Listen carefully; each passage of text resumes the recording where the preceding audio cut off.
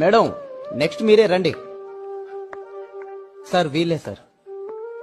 Time అయిపోతుందమ్మా, పెళ్లి కొడుకు ఎక్కడ? వస్తున్నాడు సార్. ఈ అమ్మాయి ఎవరు?